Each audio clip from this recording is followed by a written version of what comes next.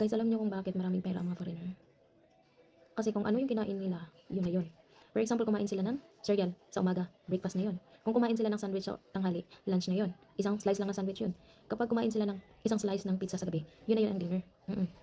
Pero ang Pilipino, kumain ng kanin sa umaga, kumain ng kanin sa tanghali, kumain ng kanin sa gabi. At hindi pa yan makontento sa isang ulam. Oo. Gusto pa yan, 3 klase ng ulam na nakain sa lamisa. Ganon tayong Pilipino. Oo. Yung nasa utak natin halos puros pagkain. Tapos meron pa, mag-snack pa yan ng alas 10 ng umaga, tapos snack ng alas 3 ng hapon, at meron pa yung midnight snack, alas 10 ng gabi. O diba? Ganon tayong Pilipino. Ganon tayo kagastador. Yung hindi natin iniisip ang hirap kumita ng pera, yung nasa isip natin palagi, pagkain. Pagkain. Oo. Pero dito, ibahin nyo dito sa US. Walang snack-snack dito, be. Walang snack-snack. Walang snack. Kung ano yung kinain mo, yun na yun. Oo. Hindi katulad sa Pinas, be.